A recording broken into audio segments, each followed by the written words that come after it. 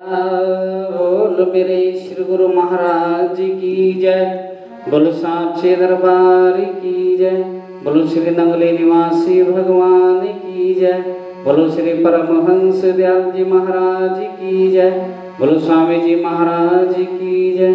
स्वामी शुद्ध प्रेमानंद जी महाराज की जय। बोली गुरु माता की जय। श्री बांके बिहारी लाल की जय। गुरुर्ब्रह्मा गुरुर्विष्णु गुरुर्देवो महेश्वरा गुरुर्साक्षात् परब्रह्म तस्मै श्री गुरुवे नमः। अखंड मंडलाकारं व्यापितेन चराचरं तत्पदं दर्शितं येन तस्मै श्री गुरुवे नमः। तो बोलिए साचे दरबार की जय। बोलो श्री नंगली निवासी भगवान की जय। तो प्यारी संगत, आप सभी को जानकारी है कि आज गुरु पूजा का पावन पर्व हम बड़ी खुशियों के साथ मना रहे हैं।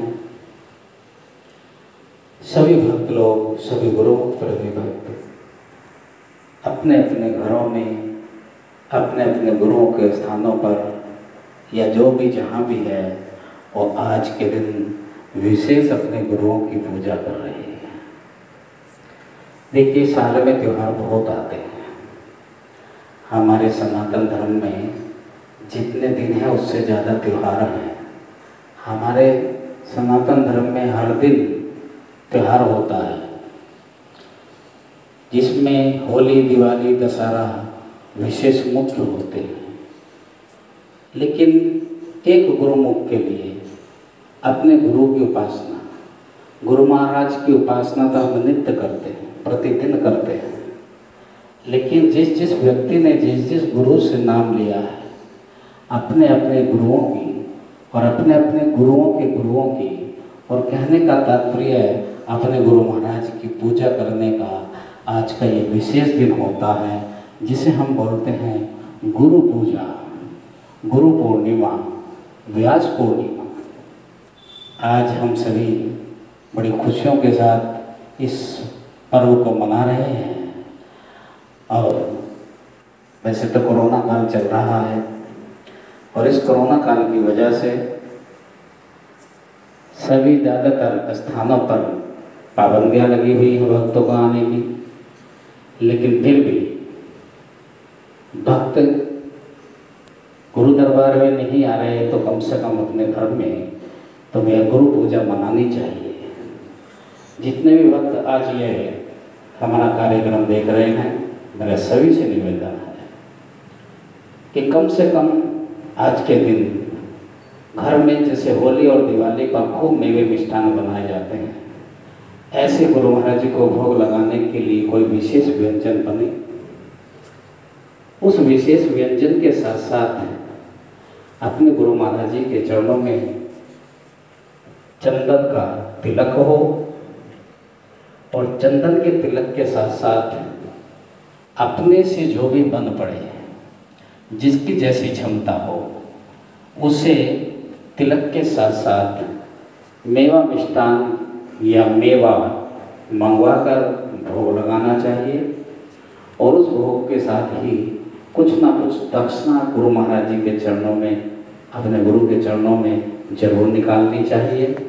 और वो दक्षिणा खाली ना हो, कम से कम होता तो यह है एक वर्ष में कम से कम अपने गुरु को एक शिष्य एक जोड़ी कपड़े तो बना ही सकता है।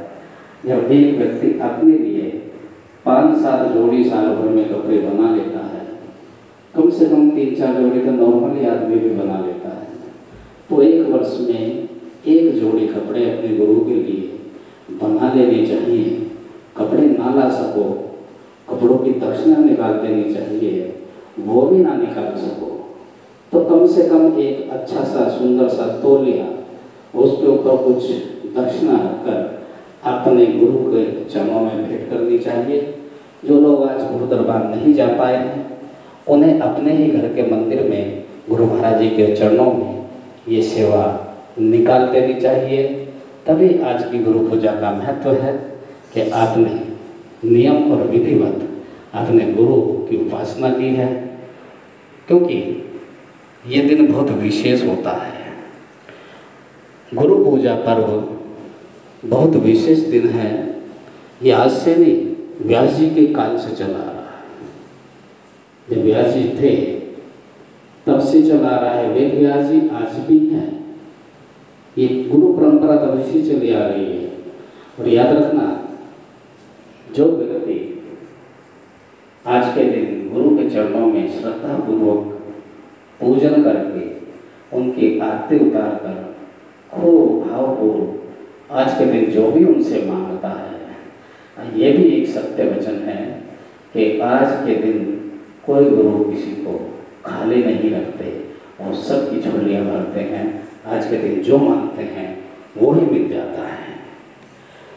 एक इसी बात पे मुझे एक छोटा सा प्रसंग याद आ रहा है, क्योंकि आज गुरु पूर्णिमा का दिन है, गुरु पर्व है। और गुरु पर्व पे एक छोटा सा मैं आपको प्रसंग सुना रहा हूँ, ध्यान से सुनना।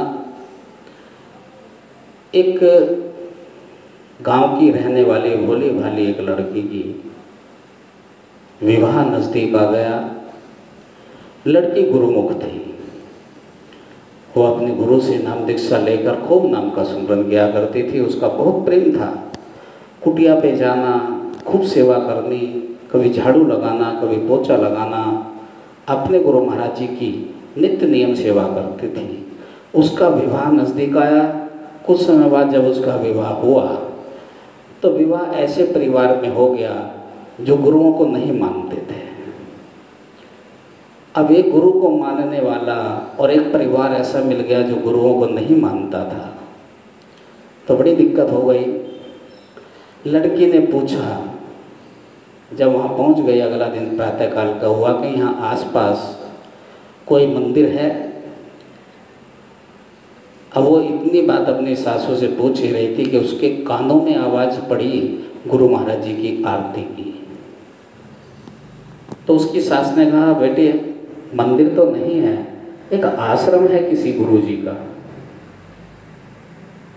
जब उसने आश्रम का नाम सुना कि किसी गुरु का आश्रम है, बहुत उतावली हो गई, सासू के पैर पकड़ लिए, मम्मी मुझे एक बार दर्शन करवा के ले आओ।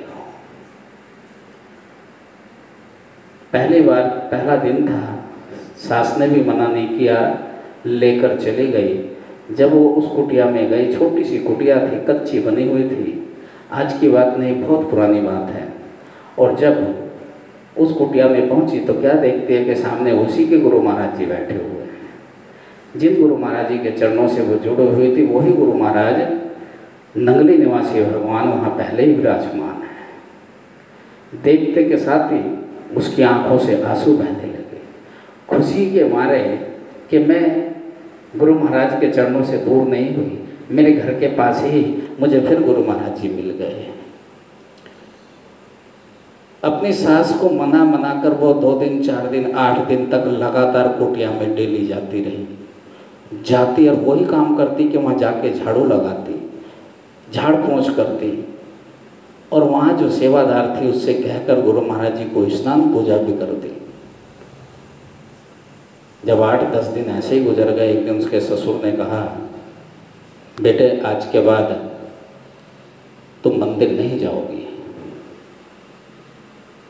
ससुर की इस बात को सुनकर बहू को बड़ा दुख हुआ। उसने कहा कि पिताजी ऐसा क्यों, कि हम गुरुओं को नहीं मानते, हम सीधे भगवान को मानते हैं, और आज से आप नहीं जाओगी। उसने कहा, पिताजी मैं आपकी सब बात मानूंगी, मुझे कल सिर्फ एक बार और जाने दो, सिर्फ कल एक बार।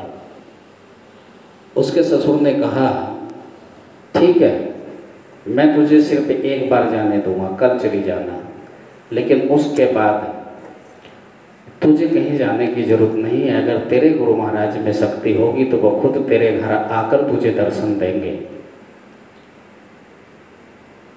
ससुर ने इतनी बात कही, बहू ने स्वीकार कर लिया और जैसे अगला दिन हुआ बहू फिर वहाँ चली गई। कुटिया में जाकर गुरु महाराज जी को फिर वही नित्य नियम की पूजा की, झाड़ू पोछा, जो भी कुछ करना था सब करके अंत में गुरु महाराज जी के आके रोने लगी कि गुरु महाराज जी मैं मजबूर हूँ और आज के बाद मेरा आना असंभव है। अब अगर आपको अपनी बेटी की लाज रखनी है तो आपको खुद चलकर खुद मेरे घर आना पड़ेगा, तभी मेरे ससुर को विश्वास होगा। इतनी बात हुई, गुरु महाराज जी के चरणों में माथा टेका और वो रोती हुई गुरु महाराज जी से विदा हो गई, अपने घर आ गई। एक दिन गुजरा, वो दिन कट गया। रात को बहुत भारी तूफान आया, इतना भारी तूफान कि आंधी तूफान बारिश ओलावृष्टि सब कुछ हुआ।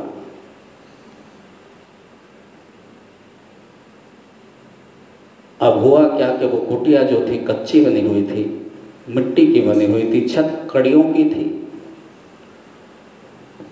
जब आंधी तूफान आया सुबह को 4 बजे, जब पुजारी ने मंदिर को खोला तो क्या देखती है कि मंदिर में सब जगह पानी चू रहा है। मंदिर में सब जगह पानी चू रहा है, यहाँ तक कि गुरु महाराज जी के ऊपर भी पानी टपकने लगा था। अब वो क्या करती, उसने जो भी मंदिर के 2-4 समिति के आदमी थे उनको बहुत जल्दी बुलाया। बहुत जल्दी बुलाने के बाद खबर पहुंचाई, किसी भी तरह पहुंचाई, और सेवादार थे उनके माध्यम से पहुंचाई। वो लोग आए क्योंकि उनके घर मंदिर से दूर थे, आश्रम से दूर थे। उन लोगों ने कहा कि अब क्या करें, मंदिर तो चू रहा है, ऐसे तो गुरु महाराज जी सारे भीग जाएंगे, तो इससे बेहतर यही है कि इस मोहल्ले में उनका घर है। किसका बताया? जिस घर में वो बहू थी, कि उनका घर काफ़ी बड़ा है, उनके यहाँ कितने कमरे खाली पड़े हुए हैं, क्यों ना हम इतने यहाँ व्यवस्था हो, बारिश बंद हो तो इतने दिन के लिए हम गुरु महाराज जी को उनके घर ही लेके चलें। और उन्होंने और कुछ नहीं किया, पूछा भी नहीं, और सीधे गुरु महाराज जी को अपने गोद में उठाया, यहाँ ऐसे ही लेके और आगे को चल दिए, सब जयकारा लगाते हुए। बारिश में भीगते हुए जा रहे हैं, गुरु महाराज जी को ढक लिया, छाता लगाया और गुरु महाराज जी को ढककर उनके गेट पे पहुंच गए। गेट खटखटाया, पहले कोई बोला नहीं, दूसरी बार में खटखटाया तो अंदर से आवाज़ आई कि कौन के जरा गेट खोलो। गेट किसने खोला? गेट उस घर के मुखिया ने खोला, वो लड़की के ससुर ने खोला। और खोल के इतने में घर के सब लोग उठकर आ गए, पता नहीं क्या बात है। और जब सब लोग आ गए, बहू भी देख रही है कि मेरे गुरु महाराज जी दरवाजे पर खड़े हैं।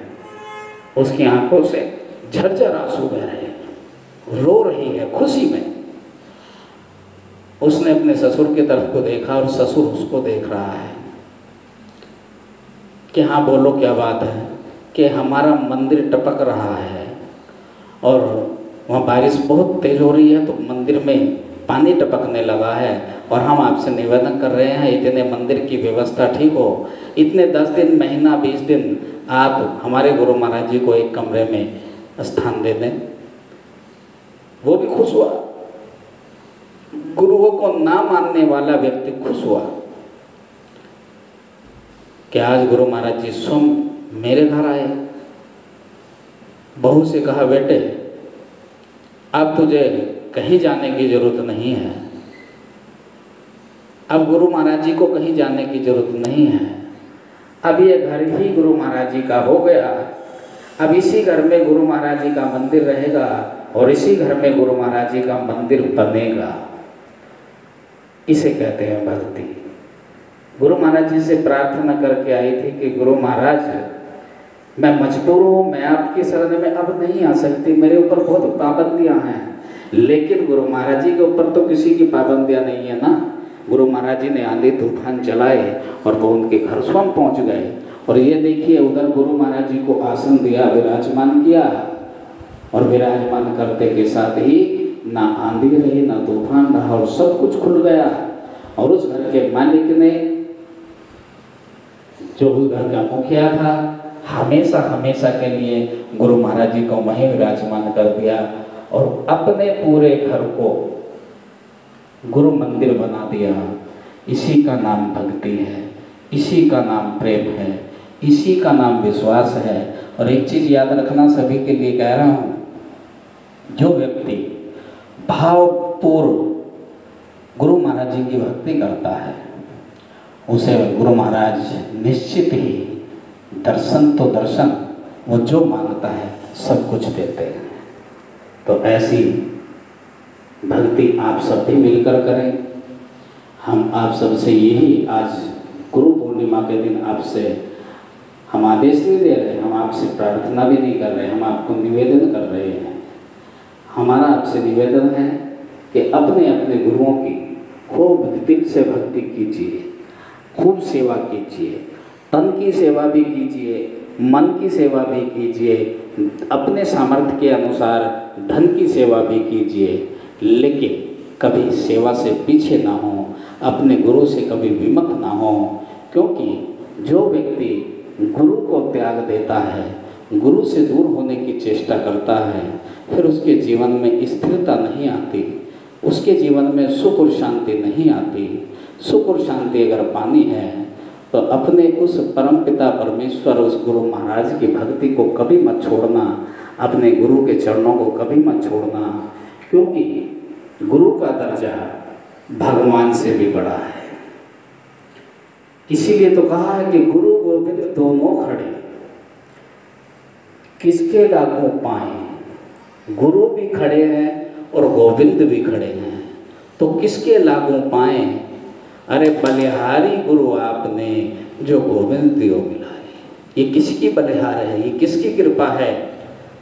ये गुरु की कृपा होती है, जो मनुष्य भगवान को पा लेता है। याद रखना, अगर गुरु की कृपा नहीं तो आपको सुख प्राप्ति असंभव हो जाएगी। इसलिए अपने गुरु के शरण को हमेशा पकड़ कर रखो। गुरु कभी अपने बच्चों का बुरा नहीं होने देते, इस बात को अपने पल्ले में बांध लेना। आपके ऊपर आने वाले हर संकट को गुरु अपने ऊपर ले लेते हैं, लेकिन कभी गुरु आपके ऊपर संकट नहीं आने देते। कब? जब आपकी श्रद्धा और विश्वास अपने गुरु के चरणों से जुड़ा हो, आपको विश्वास हो अपने गुरु के ऊपर और आपकी श्रद्धा अपने गुरु के चरणों से जुड़ी हो, तो आपके गुरु आपको हर मुसीबत से बचाकर आपको ऐसे बैठा देंगे जैसे किसी फूल के ऊपर आपको बैठा दिया हो।